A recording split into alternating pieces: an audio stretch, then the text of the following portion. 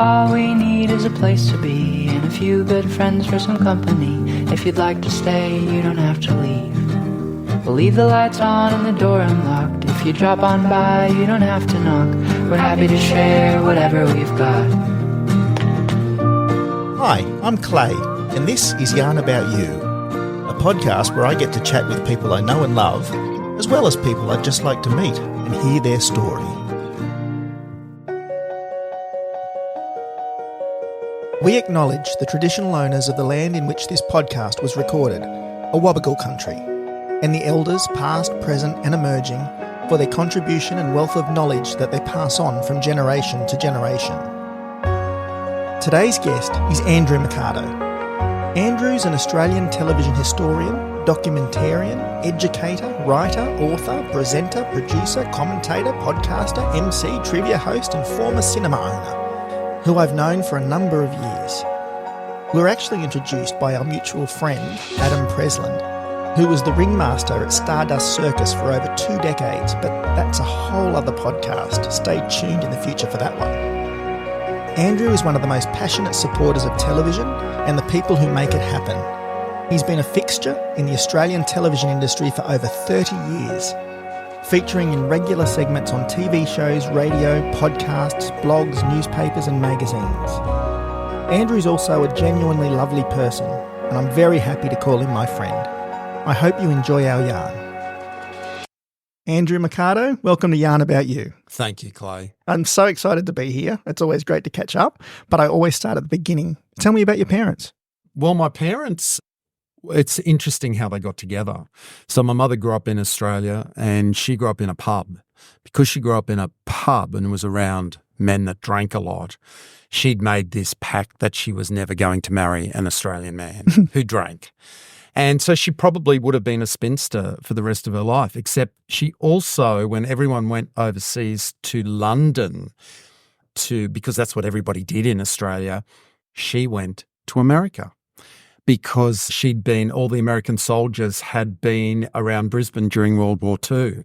So when it came time for the 50s, she had girlfriends that had married American soldiers and gone to America. So she went to America and you couldn't get a visa then, a green card, nothing like that. You could only work at an international embassy. So she went to Washington. She got a job at the Indian embassy. And then would you believe it, when she comes back to Australia, she meets my father, and my father was born in Burma and had grown up in India. And that's what they had in common when they actually met. So he was, as she described it, he had manners and he wasn't an Australian yobbo drinker. And so India was their connection. Fantastic. I was born in Brisbane and my mother had me at 39 years old, which was considered really incredibly late. In fact, they put her into hospital, I think, for the last 3 months of it and ordered her to bed. And that was considered a really, really late pregnancy. So unfortunately, I was an only child, although that probably worked out better for me in the long run because I never ever got spoiled as such. And, my parents always made a big deal about my cousins, to try and make them surrogate brothers and sisters, I get. So look, I had a great childhood. I grew up in Camp Hill, Brisbane, Queensland. And really my life was sort of set because I was an only child. My mother used to sit me in front of the TV set and then she cursed herself for many, many years after that and beat herself up about that because I got such an obsession for TV. And even when I made a career out of it, I think she was still in the back. My father was very easygoing, but my mother was things had to be done a certain way. And she wanted me to work in the public service for my entire life in one job so I could retire with a huge superannuation. That was as far as her ambition for me went. And because I didn't do that, I guess I sort of disappointed her in a way that I wasn't that, I moved around a lot. And then when I got into TV, the work was you'd do a job and then it would come to an end. I mean, that did her head in. It never did my head in because I always knew it would work out. But that was not what she saw for me. She just wanted me to be in the public service for the rest of my life. My parents were exactly the same. They were always really proud of me. They were always supported me. They were always there, but they wanted me to do something that was regular. And I guess it's there. Everything goes back to the childhood they had, if you're being born during the Depression and growing up during World War II and all of that, a safe, secure job. But you see, of course, I came of age then in the 70s. That's the decade and of course that was the decade of change in Australia. And that's when a lot of those things were really changing. Of course, the 70s too, the other thing was there was massive unemployment and inflation. So that was the concern that I was going into this world and the way to safeguard yourself against that world would be to have a safe, secure job in a bank or the public service somewhere. That's what, when you talk about the instability of the industry, I can never understand big egos in the industry because you're only as good as the job you're doing now. You're going to be out of work again tomorrow. And I don't understand why people are difficult to work with because it's such an exciting industry. There's so much that can be done. Yeah. But what shows were you originally into? What was the first shows you remember that got you excited about? The first show I can remember watching on TV was Beauty and the Beast because my mother would watch it. And I do have this very vague memory of it. And I said that to Maggie Tabra the first time I met her. I was doing this thing with her at Foxtel and I said to her, oh, yeah, I think you were the first person I ever saw her on TV. My mother said she used to organise her feeds around being able to watch you on TV. And she was horrified by that. And I went home and told my mother and I said, why is she so upset? And she said, well, because you've just told her how old she is. That's not the sort of thing you say to an older woman. But yeah, I remember that show. So that was a panel show. Was it eventually done by Stan Zemanek, but was it Stuart Wagstaff at the time? It would have been Stuart Wagstaff or Eric Baum. Okay. He was the original host there. Alwyn Kurtz did it for a while there. So it was on Channel 7 back in the 60s. Yeah. And it was my mother was not a housewife. She couldn't wait for me to go to school so she could go back to work. She was not a housewife, and she refused to listen to talkback radio and do things that most housewives did, but she did watch Beauty and the Beast because my mother was very political, and if she wanted to have a conversation with someone, she wanted it to be about politics. And I guess that show, Beauty and the Beast, where someone would write in a letter and the Beast was this male chauvinist who would sit there and the women would give their opinions and he would say, oh, you're all mad and all of that. That was the show. So I remember watching that with her. The first TV shows that I really was obsessed with was Adventure Island, which was a kids show that eventually got axed for Sesame Street, which was very controversial back in the day. But I've realised now that Adventure Island was actually a soap. There was a story they told over 5 episodes, Monday to Friday, and they would conclude it on a Friday, but they kind of finished with a cliffhanger every day. So I think that's where my love for soaps came from, because of that serialized way they told a children's story in that ABC classic kids show. A continuing story. So what was your first soap that you remember? I was fascinated by Number 96. I was 10 years old when it came out. I was fascinated from the first promo. I remember a promo on TV for it. And I remember turning to my mother and saying, I want to watch that show, and the look of horror on her face. And I remember her trying to do this reverse psychology thing on me once. She came home and said, oh, this woman I work with, her little boy wanted to watch the show. And so they put it on for him. And after 10 minutes, he said, this is really boring. I think I'll go to bed. And I was infuriated that she was even trying to do reverse psychology on me. And I spat at her and said, I don't care what that other kid thinks. I want to watch it. So that was always an issue. But the first soap I think I was watching was, I was at my friend's place during the school holidays, and the mother drove her car in under the house where she parked, slammed the brakes on. She came running up the back stairs. She had a bag of groceries. She dropped the groceries at the door, ran through the living room, and the TV was on. We were watching something, and she said, turn the channel. Addie's taken an overdose. She turned the channel to watch Days of Our Lives. And the kids all rolled their eyes and went out to the yard to play. But I thought, what's going on here? I'm gonna stay here and listen to her. So then I started, because it used to come on in Brisbane at 3 o'clock to 4 o'clock. So I'd get home from school around 3:30 so I could watch the last half hour of it. So I started watching Days of Our Lives. And then Class of 74 was the first Australian soap that I was allowed to watch because it was G-rated, and it came on at 6:30 at night. And so my dad had walked through the door at 6:20 every night, and we'd sit down to have dinner, and I was allowed to watch that show because then at 7 o'clock the TV got changed to the ABC for most of the night after that. So the Class of 74 was a big thing for me. So was that like Heartbreak High about a school? I guess in a way it was. Leonard Teal was the headmaster and there were all of these students, and it was one of those shows where they had started off trying to make it really racy at the beginnings, because Reg Grundy just basically copied everything that Number 96 did. The word is that he took one of the episodes home. He timed how many scenes there were, the ratio of comedy to drama, how long it was before you went to a commercial break, and then he just said to his guys, yeah, there's the formula, make me a show like that. So they made Class of 74. And, that publicity trick of this is the most sensational, raunchy thing you've ever seen on TV. They tried to do that with Class 74 in the high school. There was a virgin getting deflowered in a tent on a school trip in the first episode. You're going, are you guys for real? This is like a 6:30 kid show. You can't do that.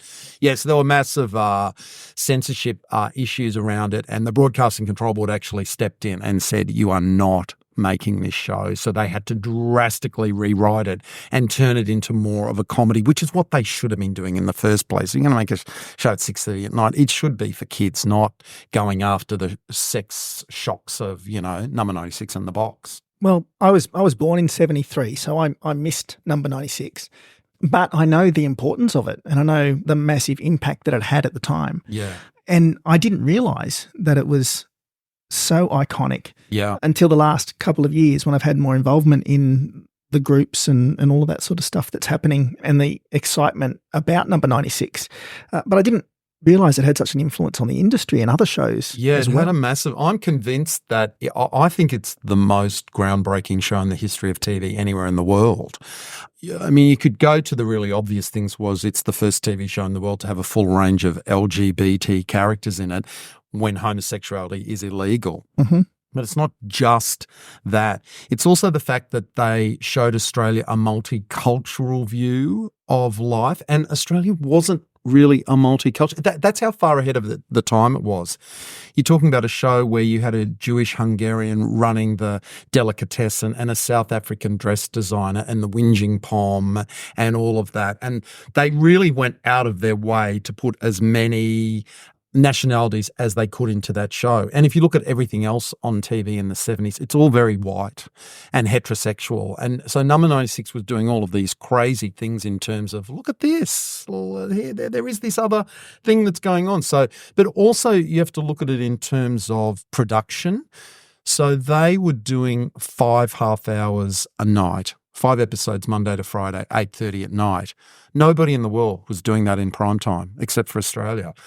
Peyton Place, the most they ever did at the height of their fame in the 60s was 3 half hours a week over 3 nights. Coronation Street, which Number 96 was based on, 2 half hours a week. In fact, they were still making 2 half-hour episodes per week when Neighbours started going on air there 5 nights a week and briefly outrated them. And that's when Coronation Street said, wow, maybe we better make more episodes per week to deal with this Australian soap. So, the fact that we showed that you could make 5 half hours of TV a week, at the time they did a survey, it was the highest rating show in the world per capita. You're talking about all of these new subjects at a time in Australian society where people were ready for change. We'd been under conservative rule for years and years, and then in the 70s they elected a Labor government for the first time, I think, in 23 years. So everyone was up to learn new things. So here you've got this show that's actually really delivering new concepts to people and people were watching it 5 nights a week. And that show saved the O10 network. If that show had failed, Channel 10 would have gone bankrupt. They were literally on their last legs. And the success of Number 96 gave them the profit to buy better shows from overseas and actually compete against 7 and 9 in a way that they couldn't do. So, I think there's so many things that show did that it truly is, I think, the most important show. Maybe you'd say Homicide as well in the 60s, because Homicide was the first Australian TV show that actually people watched. Mm-hmm. So that was incredibly important in showing, yes, Australians would watch a TV show, but then Number 96 multiplies that by 5 and go, no, we'll get people watching a show 5 nights a week, which was unheard of back then.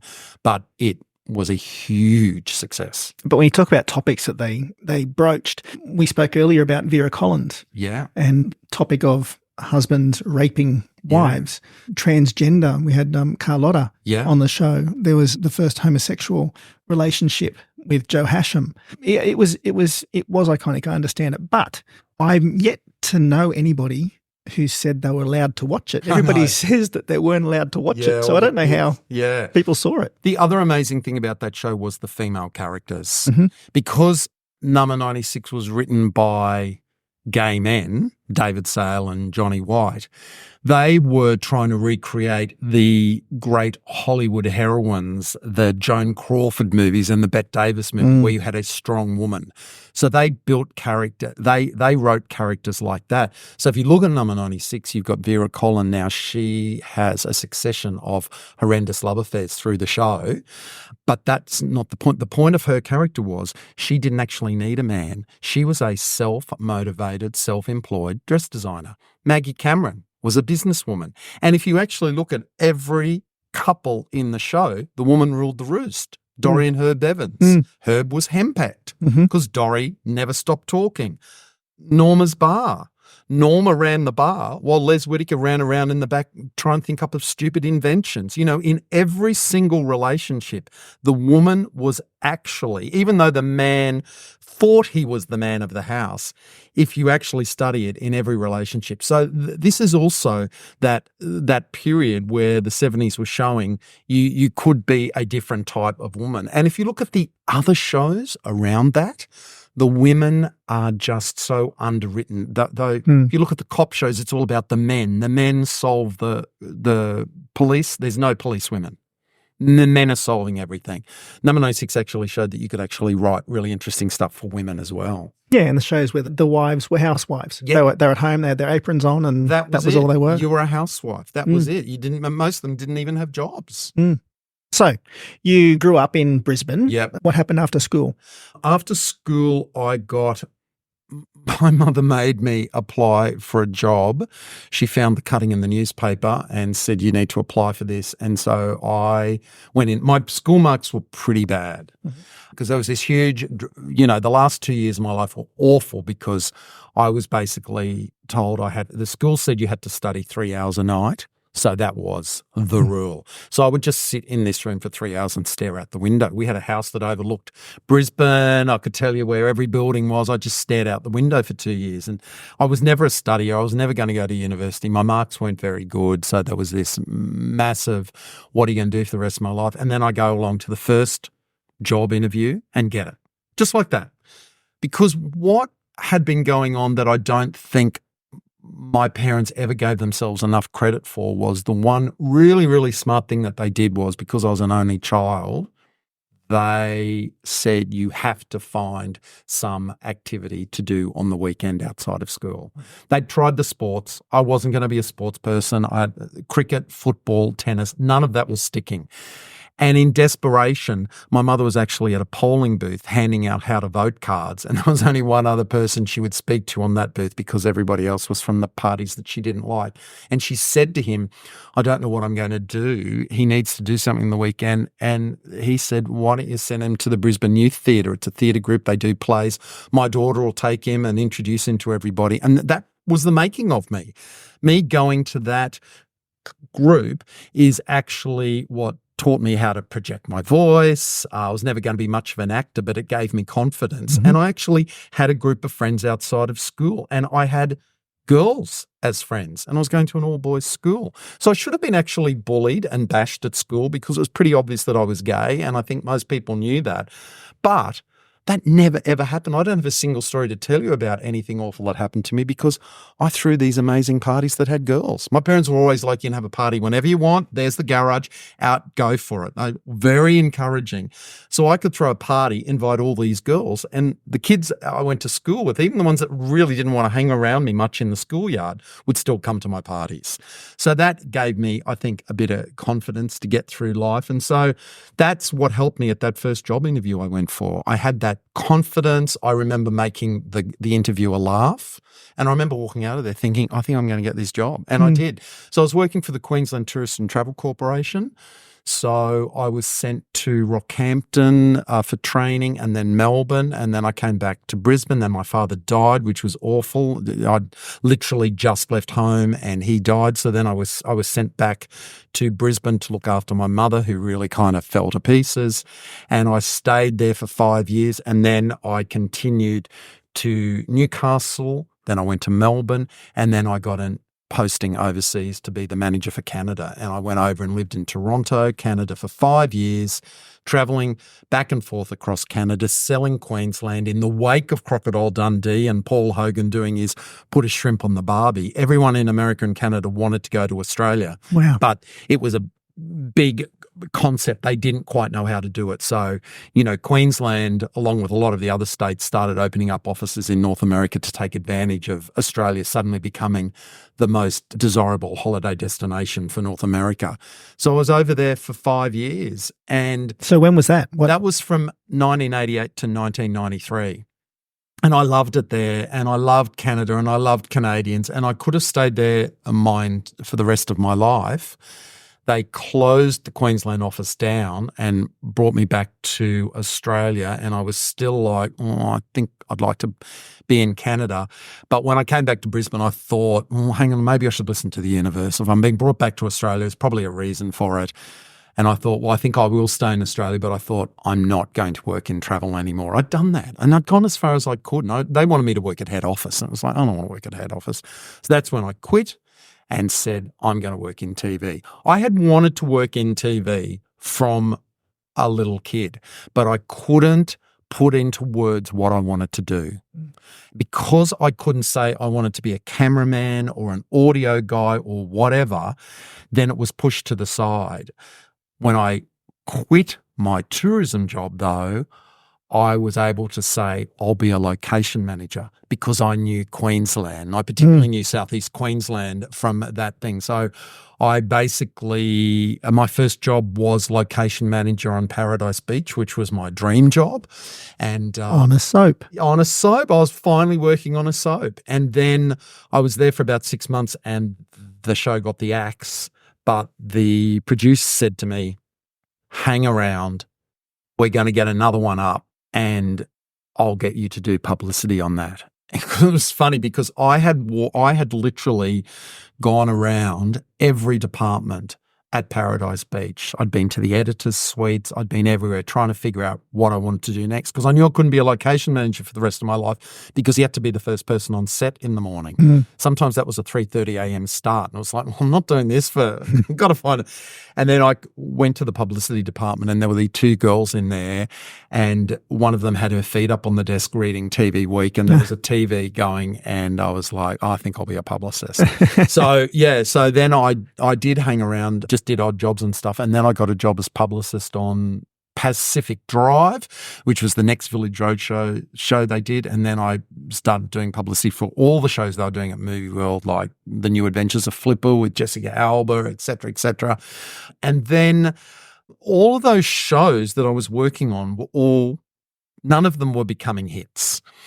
And I was looking at that going, what's wrong with this picture? I can't stay up here. Particularly as a publicist, it's so draining, to say this is a great show and look, and I've got these great pictures and all of this, and then it would flop. By that stage, Foxtel had started up. And so that's when I went, hang on, if this is a brand new industry, I've got to get down to Sydney and get in on the ground floor of this, and who knows where I could go to from there. So I moved to Sydney and then spent 6 months again out of work, just like I had, waiting to go from tourism to travel, waiting to get a job where I could get my foot in the door.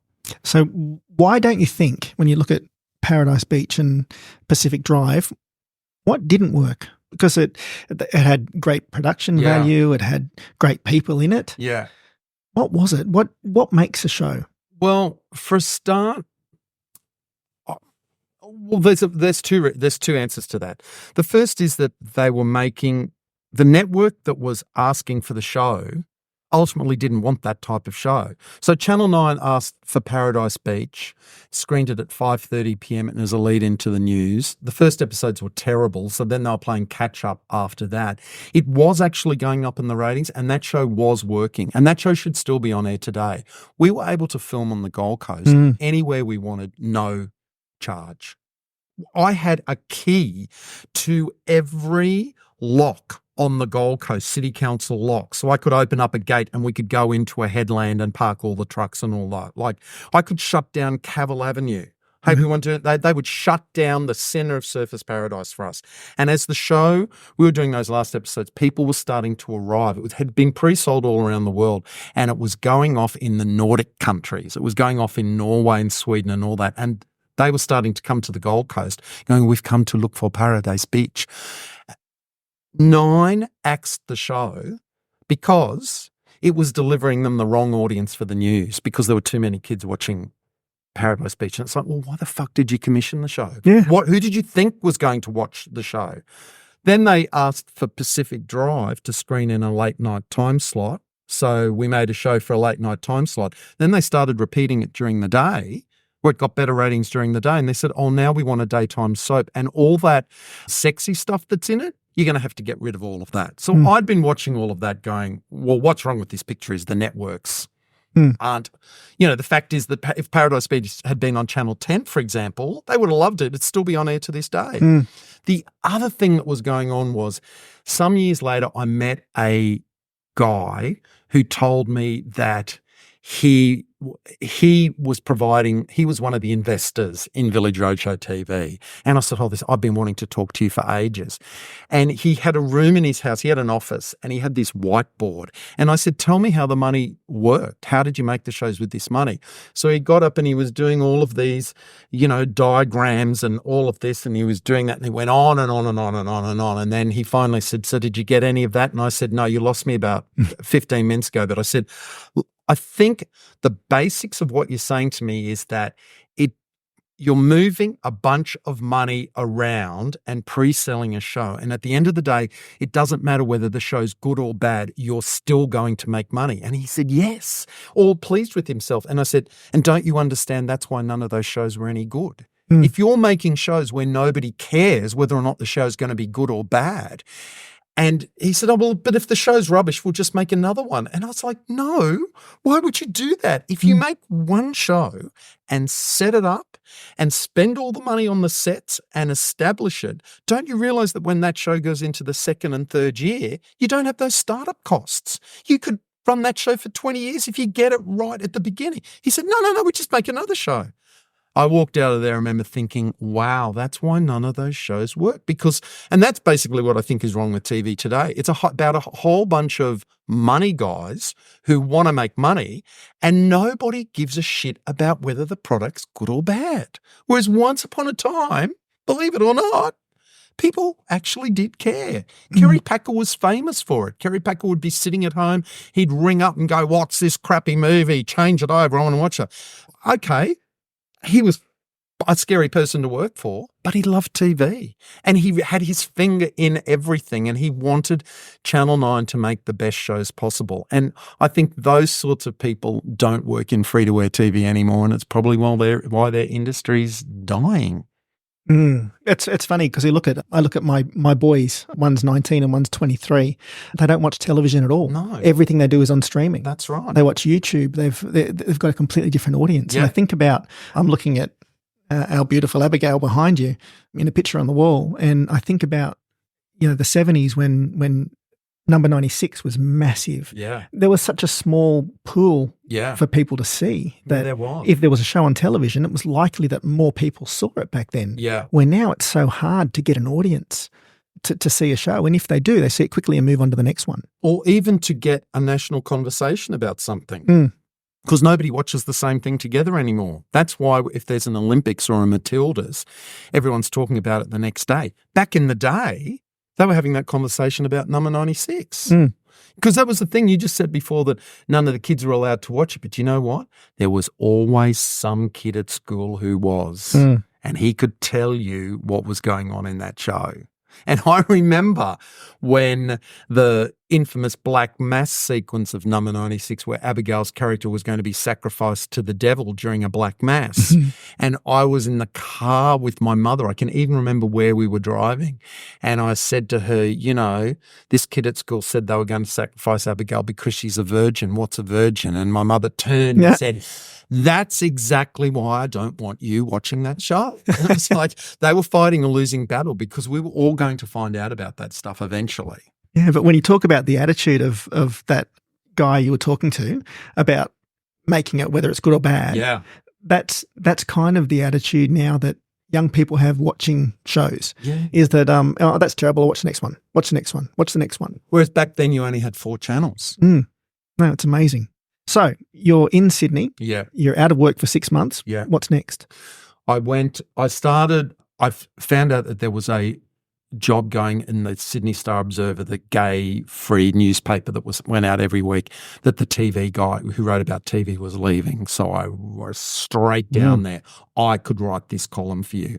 So I started writing the TV column there, and I was being invited to functions. And at one of these functions I went to, somebody said, oh, the publicist for Channel V just resigned today. And I was like, what? Is there anyone from Channel V here? Oh, yeah, go speak to her.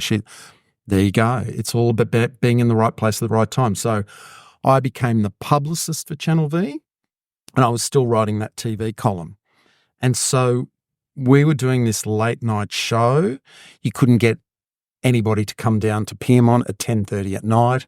So one time they said, oh, do you want to come on and talk about what's on TV, like your TV column?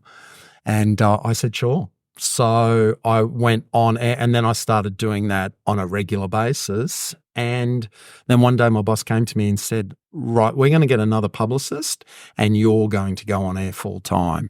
They made me the entertainment reporter. And what I think was actually going on there was that I actually should never have been on Channel V. I was like way too old to be on a youth music channel. I celebrated my 40th birthday while I was on Channel V. Like that's, you know, Channel V should have been hosted by 20-somethings VJs, and it was. But I think that when I started there, you would have the on-air talent, and there would be a team of producers around them writing everything for them and putting it up on the auto cue and all of that, and creating the talent just had to turn up and read off an auto cue and do all of that. But that wasn't how it was going into the future. And I think I was being used as an example of, because I was an independent guy. So the first thing I ever did as part of my new role was I went down to the Logies. I did the red carpet. I knew a lot of the actors because I'd been the publicist for Pacific Drive, and half of them were in the cast of All Saints now. So I stood on this red carpet. They were all coming to me. I stayed up all night, partied all night, got on a plane, went back, went into an edit suite and put this 5-minute package to air of me on the red carpet that afternoon. And I think that was sending a message to everybody. You all need to be able to do that. The days of you relying on it, where, you know, as Channel V goes forward, you're going to need to be independent and be able to do your own stuff as well. So I always worked by myself, but as the years went on, I saw that as the on-air talent, you know, was switched around, they got people who then wrote their own scripts and produced their own segments, because that was where we were going as a channel. So I think part of me doing that was that I was a person that they thought that I could do that, and then I could kind of lead the way for some of the others. Well, you had access to some incredible people during that time. Yeah, I really did. Let's talk about a few. I know that there's clips of you on your YouTube channel with Paul Walker. Yeah. That must have been an incredible thing. You were in the car. Paul Walker took me fast race car driving twice. He came out for the first Fast and the Furious, and then he came back for Too Fast, Too Furious. And once again, I got into a hotted up car with him, did the interview with him from the front seat, and then he said, do you want to go for a ride? And I went, yeah. And he just revved that engine and we took off at like God knows what speed. And Paul Walker was the loveliest man. So yeah, I started doing every person that came to town to promote a movie, I would interview them. And then I was shifted across to also be on Music Max, which was being aimed at an older crowd. Mm-hmm. And so Music Max was playing the older artists. So then I'm interviewing Olivia Newton-John and Fleetwood Mac and the Village People and pulling out the LPs from my own record collection. Wow. And taking it with me to the interview and saying, oh, can you sign my LP too? I never wanted to take selfies with the stars, but I wanted something to go. And for me, it was like you can sign a magazine cover, or if they're an artist, I had one of their records. So I'd say, can you autograph my LP? So yeah, I interviewed all of these incredible idols of mine, and that went on for years and years. Oh, Fleetwood Mac, the Village People. I know, I'm looking around. Robbie Williams. Yeah. Katie Lang. Lang. Yeah, it was crazy. Wow. It was crazy, the people that I met. Duran, like it was amazing. And I see a picture of you with Joan Rivers in there. Yeah. Joan Rivers was amazing because I had been over to America and done the Emmys red carpet, and it was a horrendous experience because it was 5 days before the Olympics started in Australia. Mm-hmm. So I was standing there in this press pack that wasn't friendly like a press pack in Australia. And every time I got to ask a question, if I managed to get a question in, I would say to them, the Olympics are starting in Australia in 5 days' time. What sport are you into? And this person said, can I give you a tip? And I said, sure. And she said, can you ask them what they're wearing first? And I went, yeah, okay. So I'd say, oh, what are you wearing? And they'd say, oh, da, da, da. And then I'd go, so I'm from Australia and the Olympics are starting in Sydney on Friday. What sport are you into? Complete silence. I'm not asking them something outside that zone of the Emmys. They couldn't answer the question. Ellen DeGeneres, a comedian, she just went and walked away. Edie Falco from The Sopranos snapped at me and said, I don't even know what I'm doing next week. I'm like, well, I was like, why is this such a hard question? It's the Olympics. It's every sport in the world. So that was a horrendous experience. And then when it was over, we went down onto the red carpet after everyone had gone in, and Joan Rivers was there doing it for E. And I went up to her and said, can I do an interview with you? And she said, yeah. And so I'd interviewed her quickly there. And then when she came to Australia 2 years later, she said to me, I know you. And I said, oh, we've met once. And she said, where? And I went, well, it was at the Emmys Red Cup. Yeah, that's right. She said, that's right. Now, she could have been pulling my leg, but wow, that's pretty amazing if she did remember that. And what was crazy about it was that I had written a fan letter to Joan Rivers in 1984 when she was on the Mike Walsh show. And she had replied to me with letterhead, and I had this framed letter, and I took it that day to interview her and looked at the date, and it was the exact same date. And I was like, look at this, you wrote me this letter, whatever it was, 23 years ago or something. Yeah, it was quite incredible. Fantastic. It's just an incredible time when you get to meet your idols. Oh. Did I hear you say once that you met Cyndi Lauper? I did, yes. I interviewed Cyndi Lauper once. Like all those 70s artists that I had grown up loving and watching on Countdown, I pretty much met them all. Countdown was pretty iconic at the time. The only one I didn't meet at the time that I really wanted to, but then I didn't really want to do it, was I got to interview Kylie Minogue a couple of times, and she's always been my favourite. And I'm sure she thought I was a freak because I pulled out that picture that's framed on my wall there now, Clay. And as you can see, it's a picture montage of hundreds and hundreds of images from her cut out from magazines over the year and put together in a display. And when I pulled this picture up in the middle of an interview and said, you've had a few looks over the years, haven't you? And she said, oh my God, who did that? And I said, I did. And I saw that look come across her eyes like, run. He's a freak. But you know what? At least she remembers me, right? Yeah, the only person I interviewed Deborah Harry from Blondie. I mean, Wow. It's insane who I got to meet. The only person I never got to interview was Madonna. And look, probably, even though I said I really liked her back then, I wanted to interview her, I'm glad I didn't because I think she's a tough interviewer. Yeah. And I think she was probably one person I probably shouldn't have interviewed. So, yeah, but just about every other favourite person. But, having said that, I still get more of a thrill meeting those Australian stars that I was watching on TV. So, I've been obsessed with Number 96 and The Box and those 70s soaps all my life. And, when I went to this taping of Where Are They Now with the actors from Number 96 and they had flown out Joe Hasham and Chard Haywood, and we went to this bar afterwards to have a few drinks and they decided they would go on to dinner. And I said to Elaine Lee and Sheila Kennelly, who I knew fairly well by this stage, I said to them, oh, look, I think I better go now. You guys just want to go off and do your...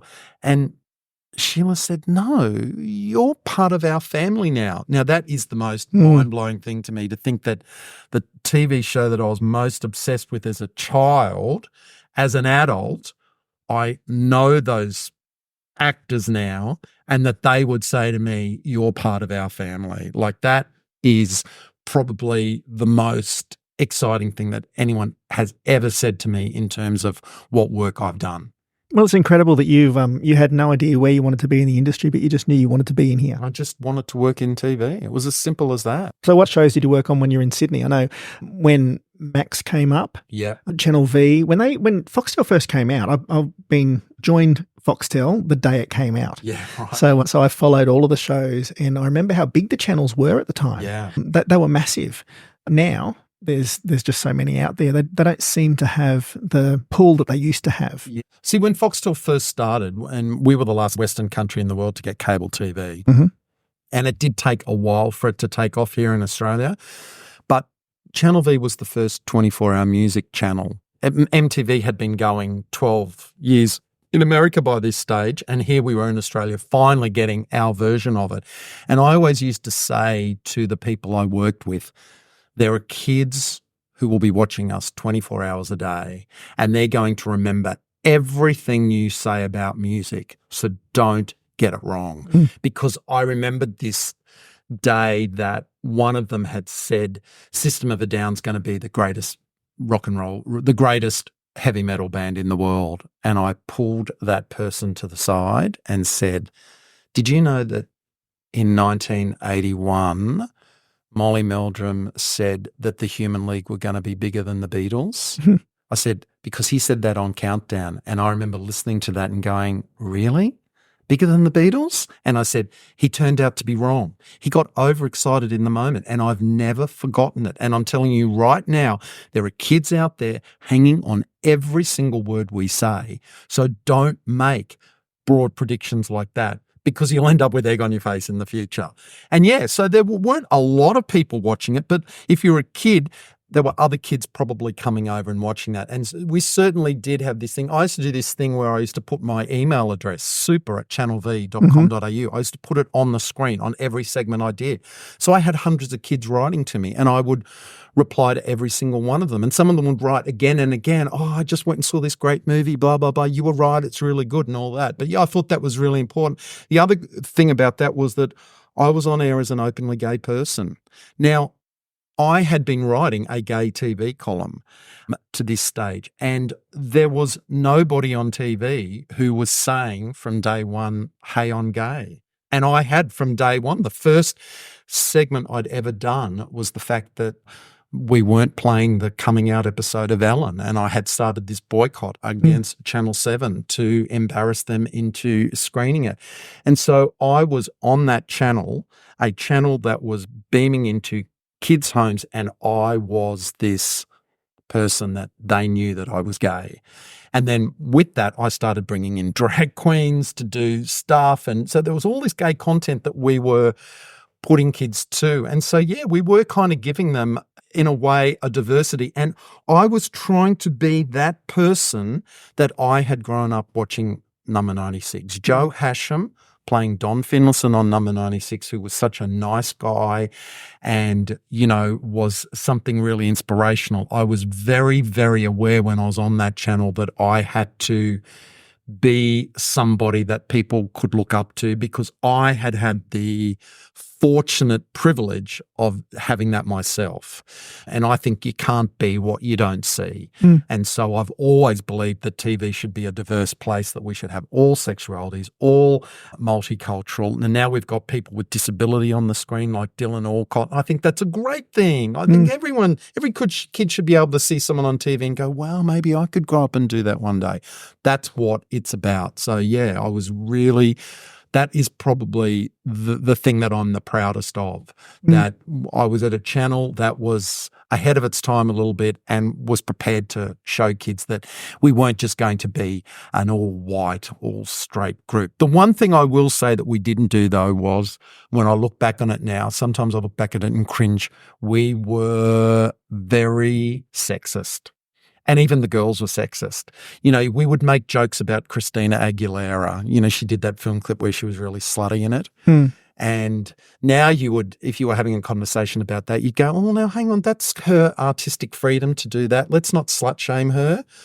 Back then, we didn't have that nuance. We would just make jokes about, oh, Christina Aguilera, oh, isn't she trash, all of that. And none of us kind of pulled back and went, hang on a second, we're kind of joining in on a pylon here. There were lots of pylons back then. We would pile on to Victoria Beckham, Posh Spice, because she was the one that married David Beckham and she was in the tabloids and everybody made fun of her. Oh, but her designs are horrible. Oh, her solo single, it's awful. We never, ever decided to step back and go, let's be the people that don't criticize her. We just kind of joined in because I think we thought it was funny and we were trying to be funny. And that's the one area that I look back at it and go, wow, through a 2024 lens, we probably could have been a bit more sensitive in that area. Well, it's funny you talk about Beckham. My mum and dad were watching a documentary about Beckham yesterday. Yeah, right. And I spoke to mum last night and she said, you know what? I had Beckham and Posh completely wrong. Yeah. And yeah, it's interesting that you spoke about that because last night Mum brought it up. I think sometimes you need some history and some years to go past to look back at it and go, yeah, we did all treat that person really, really badly. Oh, terrible. You don't realise it at the time. I think we're more aware of it now because now pylons like that it's so obvious it's going on social media and you see, and it's much nastier on social media. So I think the fact that it's so nasty makes some people straight away go, whoa, is the situation really that bad that we have to say things like that? So I think we're better at it now, but back then, I think there was some really unfortunate pylons going on. There really were, and it's really hard for people of my children's generation to understand that life was like that. We've got so much happening. First of all, they can't understand that television ended. Yeah. Like a midnight television went off or 10 o'clock or whatever it was. And they said, well, what was on? Well, nothing. There was this picture that was there. That was it. Yeah. And also the diversity. My sons go to school with transgender people. Yep. They've got that in their life. I didn't really have that. I did. I've got a lot of friends who are gay. A lot of friends who are transgender. But society back then didn't have it. It was kind of shied away from. Yeah. So, and in terms of, if we just look at that transgender issue alone, if you look at Carlotta being the first transgender actress in the world to play a transgender character on Number 96 in 1973, and if you talk to Carlotta, she's written her book. They've made a movie about her life. She's a little boy growing up in Balmain that knows there's something different but doesn't understand what it is. It isn't until she gets a job at David Jones when she's still living life as a man and someone at David Jones says to her, oh, you'd look really good in a dress, and puts her in drag. And from that moment she goes, oh, well, this is what I want to do all the time. So that's the beginning of that. Then I've got a trans friend who tells me the story of how she was a little boy growing up in Western Sydney. What's wrong with me? Why do I feel so different? Watching the Don Lane show, and Carlotta comes on TV and she looks at it and goes, her, I want to be her.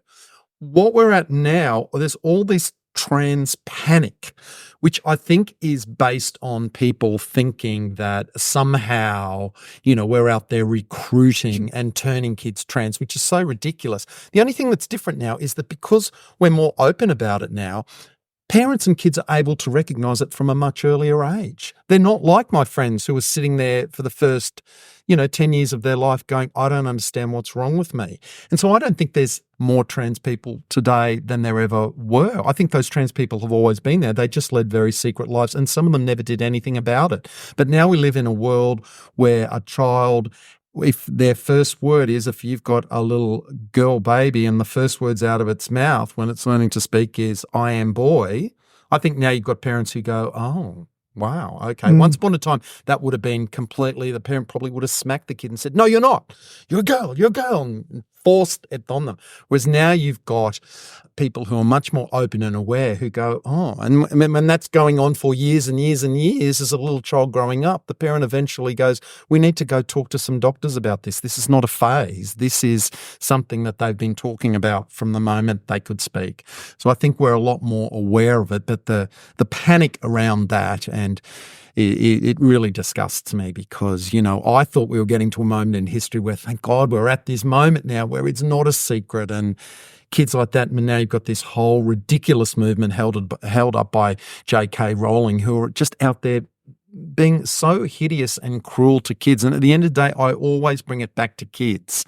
All of this anti-trans stuff you're doing is going to affect some little kid. I just said that every kid should be able to see themselves on TV. I believe that every child should be able to do what they want to do when they're a child. I thought we lived in a world now where we're really encouraging to children and that we wouldn't sort of do that. But yeah, that's the world we live in today. I was lucky enough a couple of years ago to assistant direct an amazing man, Daryl Kirkness, at Gosford Musical Society for Priscilla, Queen of the Desert. Wow, yeah. And it ended up being an incredible production. I wish you'd come down for that, but the dates didn't work out right when we tried to organise it. But it was the most incredible time with the most diverse group of people. Yeah. And it was celebrated, and the audience loved every minute of it. It was so inclusive. It was so just a celebration of life. Everybody just loved it. Australia's always had a really great history with this. Carlotta and lay girls, that was considered the height of sophistication in the 60s for suburban housewives and their husbands to come into Sydney for the night, go to King's Cross and look at female impersonators, go to lay girls. If you came to Sydney on a holiday, you went to see lay girls. Everyone in Australia saw Carlotta back in the heyday. You go somewhere with Carlotta, you're at a bar. There's just this constant procession of people coming up to her all night going, I saw you in 1971 with my husband. We led the way. Dame Edna Everage, Priscilla, Queen of the Desert, all of these things. We've actually been really accepting as a country and been on the front foot with this for a long time.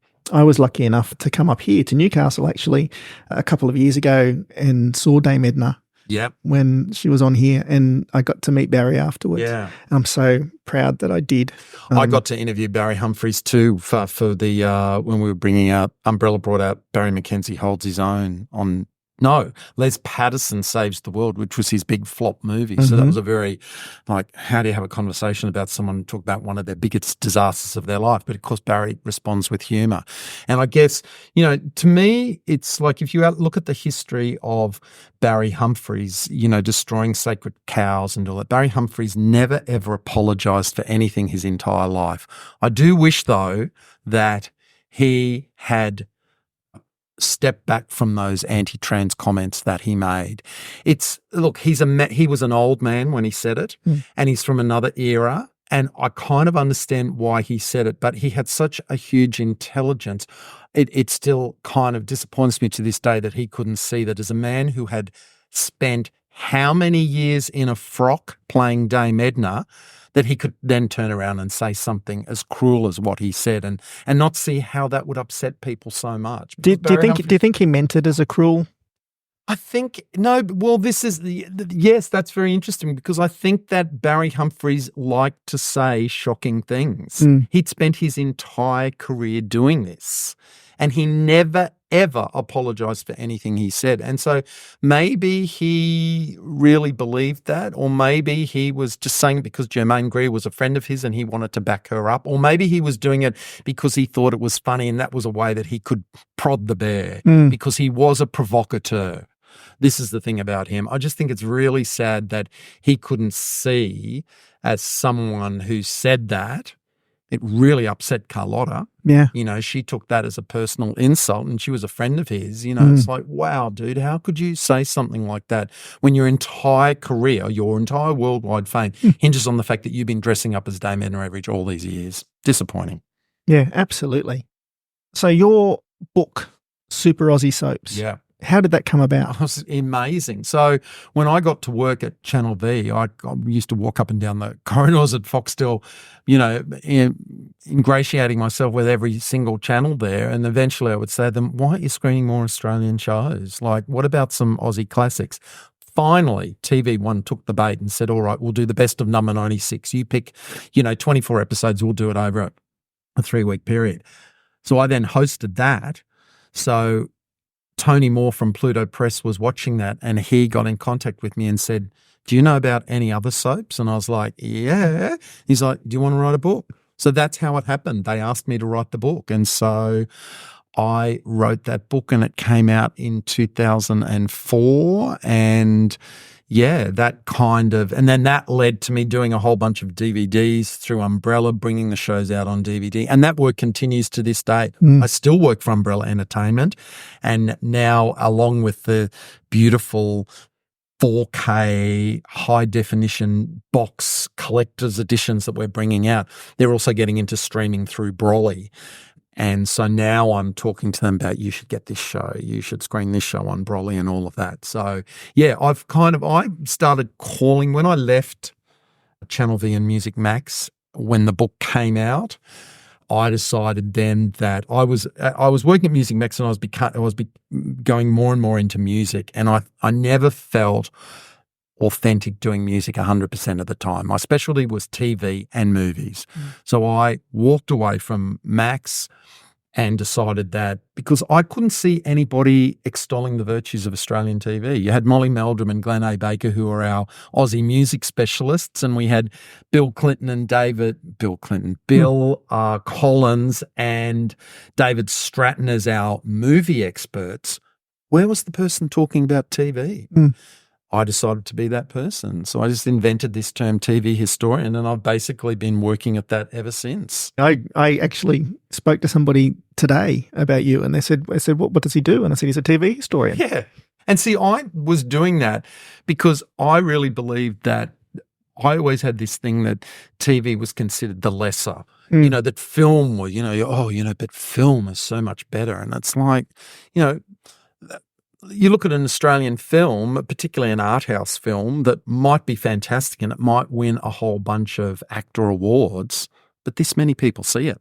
Whereas back then when TV was this great force, TV had a much bigger impact. And I was always saying we need to give more respect to Australian shows and remember them. And particularly because we live in a country where we're not very nostalgic.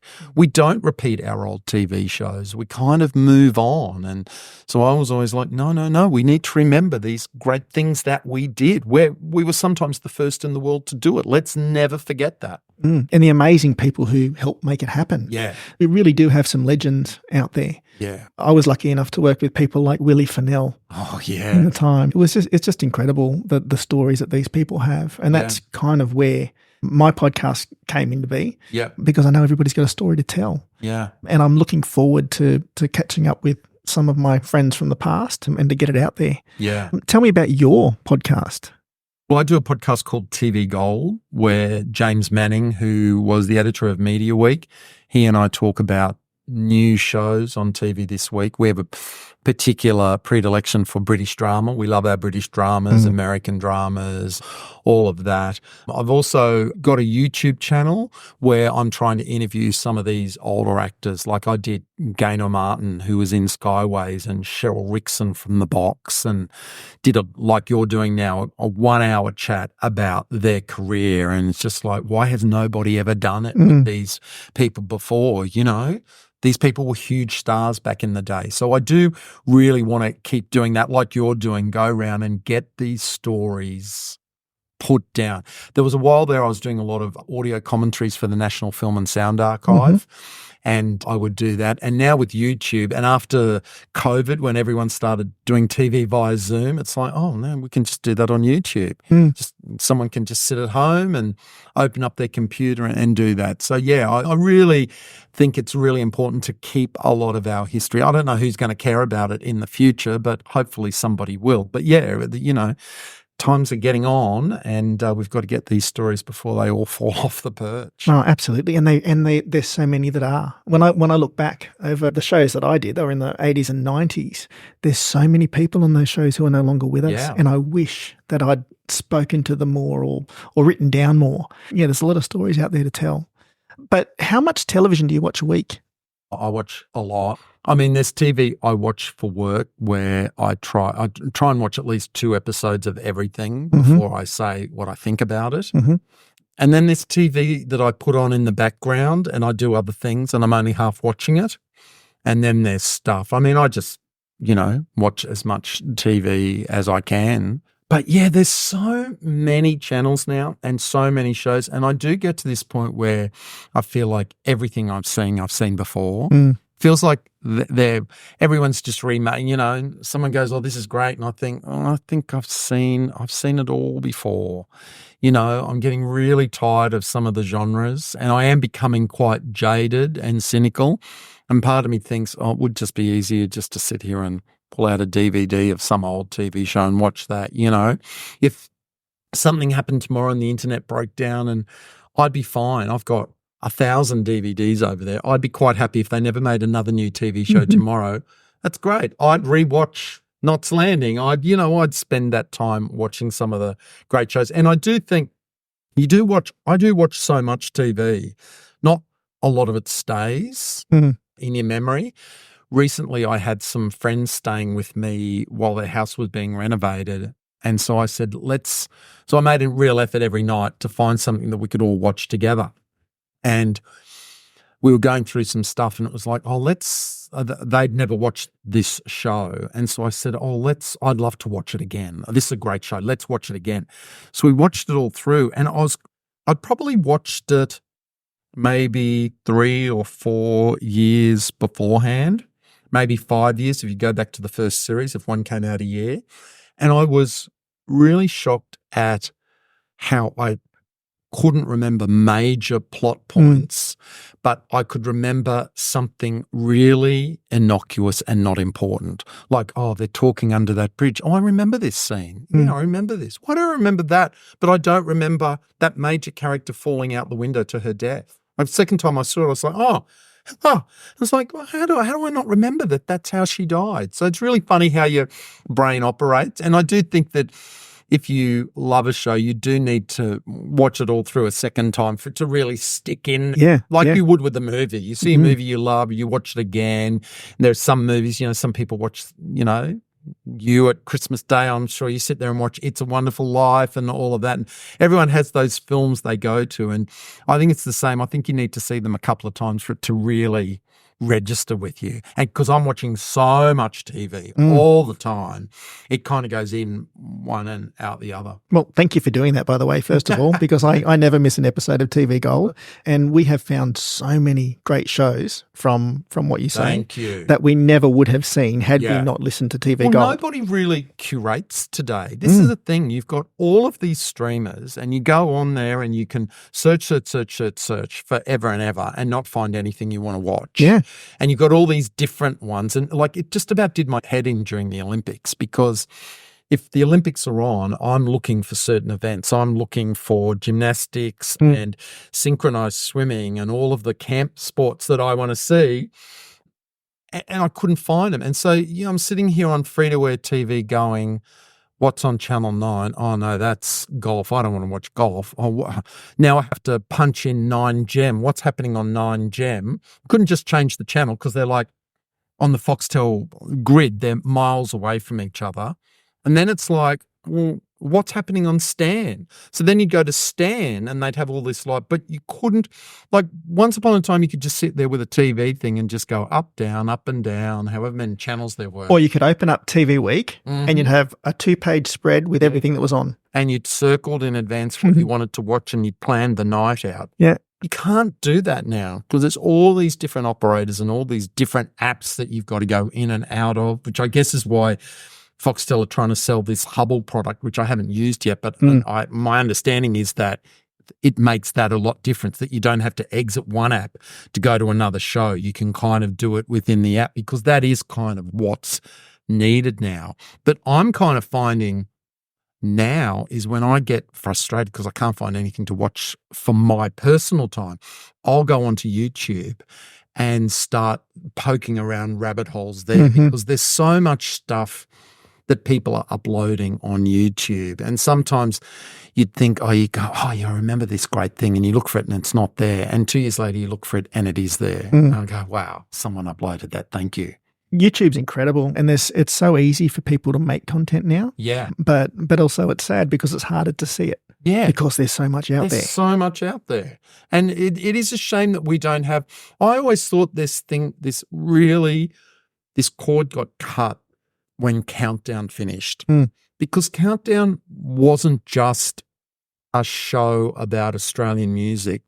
Countdown was a show where we were all on the same page, including our parents, because Countdown started at 6:00 and it finished at 7:00. And the last thing they did on that show, like Top of the Pops, was they counted down the top 10 songs in Australia. And then they played the number one song.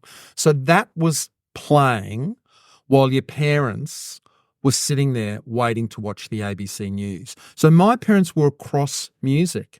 They would sit there and say, oh, God, this is dreadful. Oh, this is absolute rubbish. How can you listen to this? But then ABBA would come on. Oh, they quite like ABBA. Oh, they tap their foot. Oh, they like that. But they were really in on that experience. And then when Countdown finished, it's like the kids went off to their bedroom to play their music and the parents never again kind of had that connection with them. Those things that are sort of lost now. There is this nice thing, where it is nice for us for all to be on the same page for something. Yeah, and it's rarer these days than ever before. It's really rare. I was in Coles at Wyoming in Gosford a couple of years ago, and I was standing in the deli, and this man leaned in front of me and looked at me and said, sorry. And it was Billy Field, who sang Bad Habits and other songs like that. And I said, oh, hello, I'm a big fan of yours, and just started talking to him, and he walked away. And I went home and I started YouTubing. And I found on Countdown when there was a big build-up for him releasing True Love. Wow. And it was the most incredible rabbit hole I went into, all about Countdown, but it all started from bumping into him in the deli at Coles. Yeah, exactly. Countdown was another one that was a massive, massive program. Yeah. But once again, about music. About music, yeah. And we've kind of lost that now. And now there's not even Australian music. There's barely any Australian music. Everybody's streaming. All the record industry has been disrupted. Everything I loved in life is kind of pretty much gone now. Once upon a time, I could go to the city shopping and spend all day walking around HMV, looking at the CDs, Virgin Megastore. Go to the Virgin Megastore, look at the DVDs, go to the bookstore, go to Borders Books. We could stand there and read all the air freight magazines internationally, the books and all of that.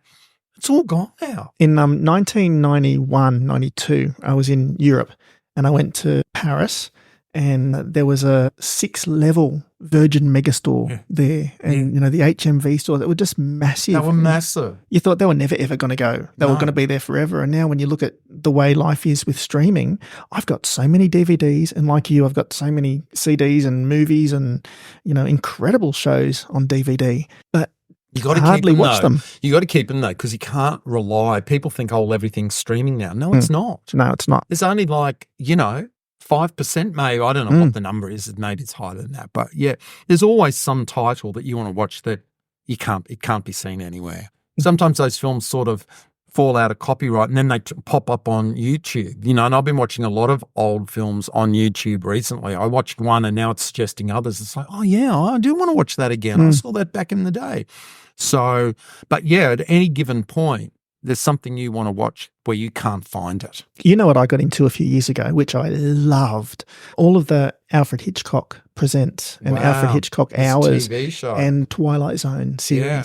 Like all of those old black and white shows where it wasn't about the effects, it was about the story. That's right. And some of them were incredible. Some really, of them are really ahead of their amazing. times. Yeah. Those anthology things were huge. I mean, that was another thing. You could always, whether it was a Friday night or a Saturday night, they were the 2 nights of the week where I was my parents would go to bed and they'd go, well, if you want to sit up all night, you can. But you didn't sit up all night because TV went off at midnight. Mm-hmm. But there'd always be a horror film on. So you could sit up and watch something scary by yourself. And I remember as a little boy watching Wake in Fright, which I think is the greatest Australian film ever made. But it's immensely disturbing. And as a little kid, I was so horrified by it, but I didn't really understand why.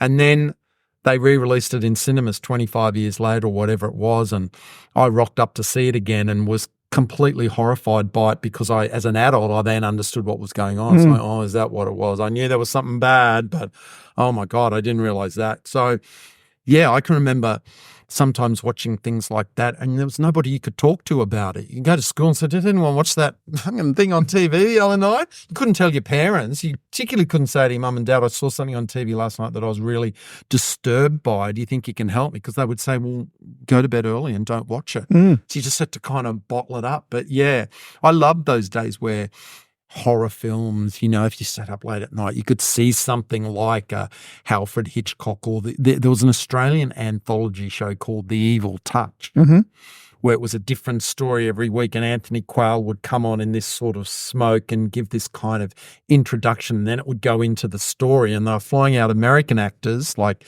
Darren McGavin and this to do it, and then they would have Australian actors like Jack Thompson in the cast. So you're watching this American TV show with Australian actors, and that was always like the ultimate to me. But yeah, it's like, even to this day, I'm like saying to Brolly, and they're like, yeah, we're working on it. I'm like, you've got to get The Evil Touch. That would be find great. that show. It's like the most amazing performances in there. And then Brian Brown brought out Twisted Tales. He did his version of that. And it's a great way to bring out different directors and different actors doing quality stuff. I love all that sort of stuff. There was a show called Ghost Story in the 70s, and it was Sebastian Cabot would introduce it. They always had a host, and he'd be sitting there in this big cane chair, looked like he was sitting in Jamaica, and he'd be sitting in a cane chair, and he'd go, la, la, la, and he'd do this introduction, and then it would tell the story, and it would go back to him at the end. He'd say, well, it all comes for you at the end, doesn't it? But I love those. Yeah, I'd love to see that. Scary anthologies. I got Ghost Story on DVD. Eventually I bought it. Okay. And I just madly went through the disc reading every story like, going, oh my God, I remember that. You put it in and watch it again and go, yes, these things you because that's the other thing. If you saw something on TV in the 70s, you might have seen it once. Yeah. And you never ever saw it again unless they repeated it. There was no videos back then. You'd see something and then it'd be gone. I think about all of it. Same with music as well. I remember how many times I sat there waiting to record Cyndi Lauper songs, or and you always got all of the CDs that you made, CDs weren't even around. All the cassettes you made always started with Triple M or something at the beginning of the song, and then sometimes you got that a few times because the song wasn't the song you're waiting for. And sometimes that would be like my first. I had a reel-to-reel tape recorder before cassettes came out. And that was where I got my first job. I said, I want a tape recorder. And my mother said, well, get a job. And so I got a paper run. And you could sell the newspaper was 7 cents in the afternoon. So if you were lucky, you got a 3-cent tip. Someone would give you a 10-cent piece and you get a 3-cent tip. Wow. So I just did that until I saved up $40, which is what I needed. And then I bought a reel-to-reel And then all I wanted to do with it was it had a little microphone and you'd hold it up against the radio to tape a song off the radio or tape it off TV. You could put it up against the TV and have like an audio recording of a TV show. So for someone who was obsessed with TV and movies, you obviously ended up buying a cinema. Yeah, I did. Tell me about that. I bought a cinema in Southwest Rocks. I went up there in 2017. Which is mid-north New South Wales. Yeah, it's out from Kempsey. It's between Port Macquarie and Coffs Harbour, and it's the most beautiful, beautiful town. And the cinema basically, it's really hard to run a cinema today because you don't make a lot of money from the movies because the distribution company takes 50% boom just like that. So you don't make a lot of money doing it. So you've got to make money on the food side of things, and that's why popcorn's so expensive. I never complain about it again because that's what keeps the cinema afloat. But it was really, really hard to do. It was so hard because I knew that it was something you had to work really hard at. I knew that if I put on a decent movie or something that older, particularly ladies, would want to watch on the weekend, the husbands were off playing golf and fishing, they would come to the cinema every weekend. So I could cater for that. And during school holidays, you could play cartoons and put stuff for families because kids were on school holidays. The group in between, though, which is the 20-somethings, that whole thing of like you and I did when we grew up, where you went to the movies on a Friday and Saturday night, you'd see what's on at the drive-in, what's on at the suburban cinemas. That doesn't exist anymore. The kids who don't watch free-to-air TV don't go to the movies anymore. They'll go to a couple of movies per year, but good luck trying to predict it. So, all of a sudden, all the kids in town start saying, you're going to get it, the clown movie. You're going to get it. So you get it. And to hit, and you go, oh, they're into horror. I know, I'll get another horror film. No, they don't want to see that horror film. They only wanted to see it. So ultimately, I was like, I can't. And it also did my head in that I could gamble and go, I think that film's going to be a hit, I'll get it. And then the film gets there and it's terrible and nobody comes to see it. And you've made no money that weekend.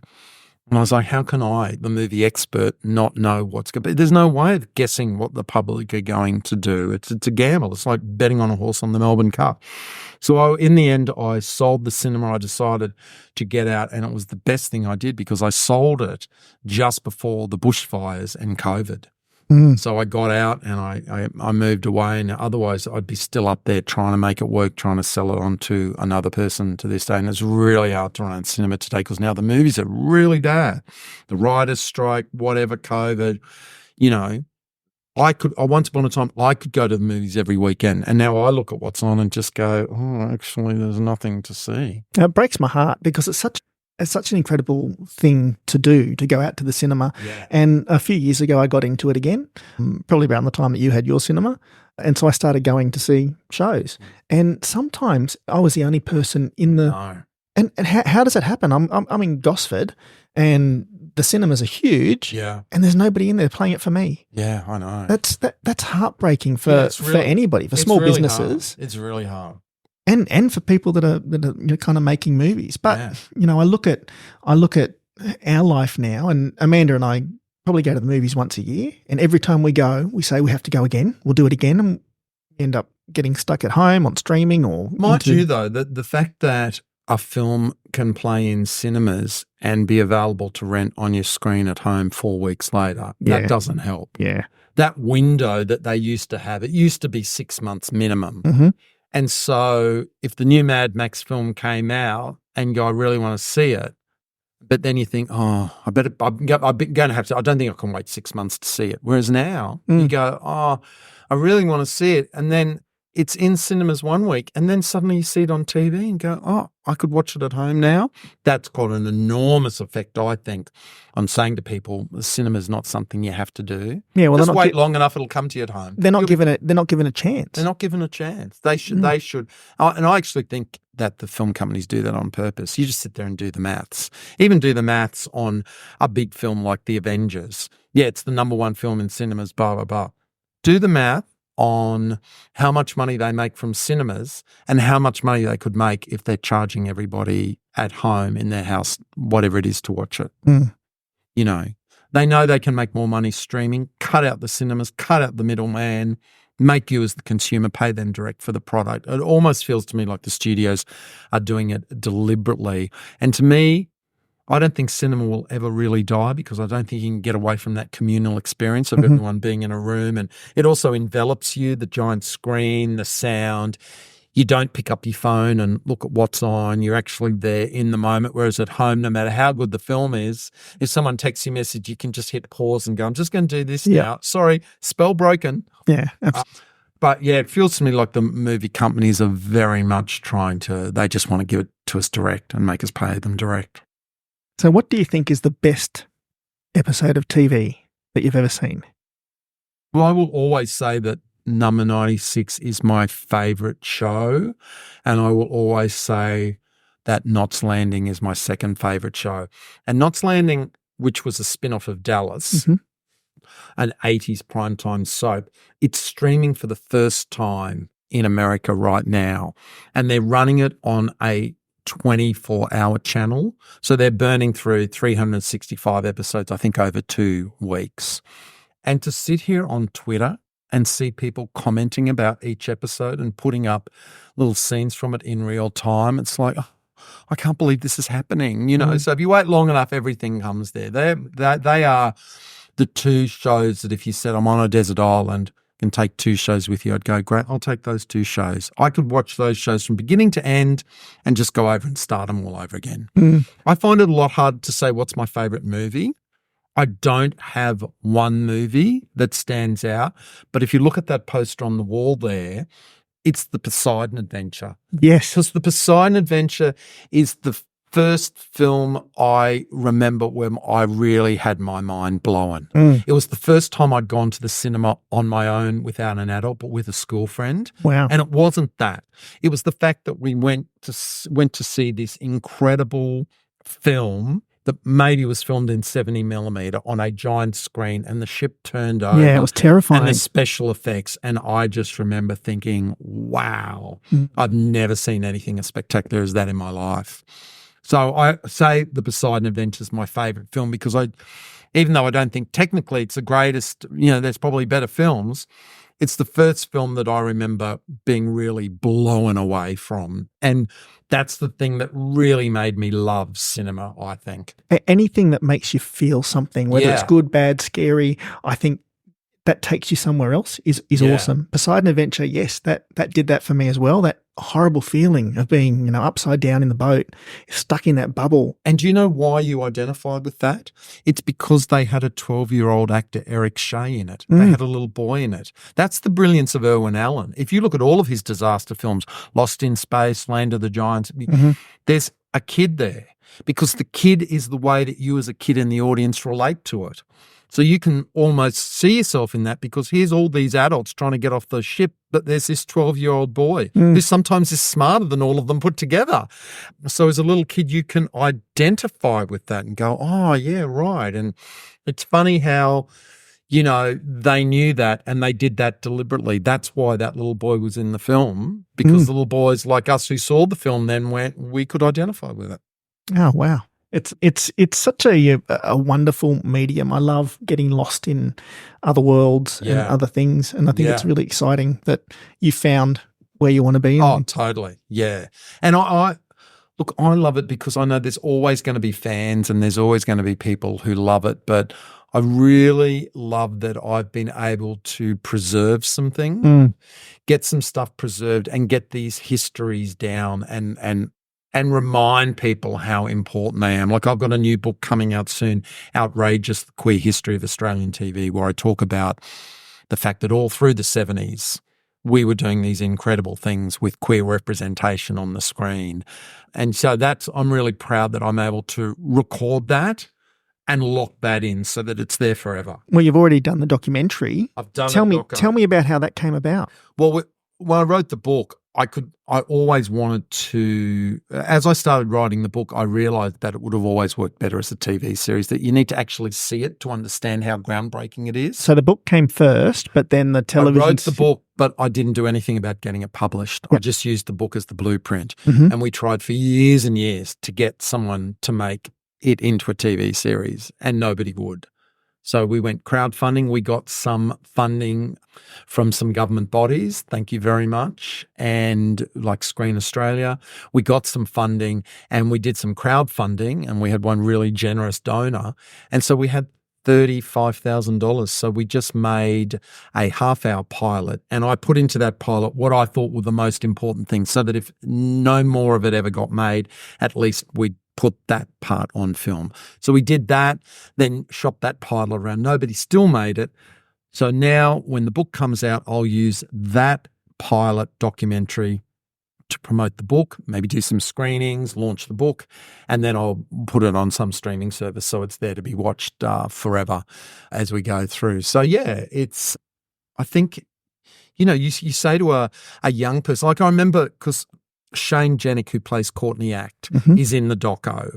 And I wanted, when we were pitching it as a TV series, I wanted it to be hosted by Courtney Act because I think that Courtney has a wonderful way of explaining difficult concepts to people really, really well. And I'd been talking to Shane about this for months and we'd known each other for a long time. He's like, sure, I'll do it. And then somehow along the line, at some point, he watched a clip and then he got back and he's like, oh, I had no idea. I just saw it. Right. Now I get what you're trying to say. And that's when I realized, oh, yeah, right. It's really important. You could read about this in a book and like go, yeah, you actually need to see it to understand and then go, see that? They did that in 1972 when homosexuality was illegal. That's what we were doing on TV then. That's when you can really blow people's minds because sometimes you're showing them something that they can't even get their heads around being on TV at all, let alone on black and white TV 50 years ago. And yet decades and decades later, Ellen gets cancelled. For something that was really quite tame at the time. Yeah. That story I told before that, Channel 7 literally took Ellen off air when they found out that her character was going to come out. What they did was they moved the show to a Saturday night. When do you ever play a US sitcom on a Saturday night on Australian TV? Never. Pull it off after 4 weeks. It doesn't rate. Someone at Channel 7 told me they're never, ever going to screen the show again. And that's why I organised this boycott because I had that inside information. And they just kept saying, oh, no, it doesn't rate. And it became a thing. It went into the mainstream press because I was calling for a month-long boycott through the gay press. It became a mainstream story. And they were interviewing the programming manager at Channel 7 and he was like, oh, no, it's got nothing to do with homophobia. It just doesn't rate. It's a very difficult show to program, Really? 18 months later, when the CEO of Channel 7 resigned, and just out of the blue resigned, he resigned in the morning. That afternoon, they sent out an urgent program amendment, Ellen back on the schedule. So it clearly was homophobia. Clearly that person didn't want it to go to air. It's quite obvious, the fact that they put it back into the schedule on the day he resigned, that there'd been an issue there. And yeah, it's incredible to think that a country that had once been so open to it. See, you've got to understand, in 1972, if you were living in Australia somewhere, you probably didn't know any gay people. You certainly didn't know any transgender people or lesbian people, or you weren't aware that you knew them. Maybe they lived in your community and you just didn't know. And here suddenly is this TV show where these people are being presented as regular, normal, working people who contribute to society and are good people. And suddenly you've got people going, actually, I have seen gay men on TV. Honourable Justice Michael Kirby, former High Court Justice, says in that documentary that Number 96 helped Australia deal with the AIDS crisis in the 80s better than any other country because we were the only country in the world where we had shown people that homosexuals were regular people. No other country in the world was doing it. They were doing one-offs, all in the family. A gay man would come in, they'd, oh, you're a fag, you're a fruit, oh, actually, no, you're all right. You can stick around. You never, ever saw them in the show again. So, yes, in that moment in American TV, they did something incredible. The difference with Australia was we did it 5 nights a week, 42 weeks a year, with a tiny little break for Christmas for 5 years. So that's the difference. That reminds me when you said fruit. I remember Billy Crystal's character in Soap. And they called him a fruit all the time. They did. Yeah, and it was like a joke. It was like a big joke. Yeah. Yeah. Well, we've come a long way. We really have. Yeah. And thank you for keeping us up to date with what's going on out there. Thank you. So how can we listen to your podcast? You can get it through all podcasts, Apple, Listener TV, you can get the TV Gold, and you have to search really hard to find my YouTube channel because I haven't got many subscribers at the moment. But honestly, type in Gaynor Martin or Cheryl Rickson, and my channel's called TV Icons, and then you can get in and see the other ones. I've also got Rebecca Olmaloglu, Shane Porteous from A Country Practice, Eric Thompson. So, yeah, they're all there, and I'm going to do some more soon. Fantastic. Well, I'd love to share them. So I'll put everything on the website as well. Thanks. And if there's anything else that you'd like to run through? No, I think that's it. No more plugs. Beautiful. Thank you so much, Andrew. It's always wonderful to have you in my life. And I really appreciate it. And thank you too, because I know that you do a lot of really great things for people in the industry behind the scenes, and you look after them, and thank you for what you do too. Oh, we're family. Yeah. We're family. You got to do the right thing by people. Thank you, Andrew. Thanks, Clay. Yarn About You is a Centre Stage creative production. Follow us on Facebook by searching Yarn About You, or visit yarnaboutyou.com.au for more information about the podcast and our guests.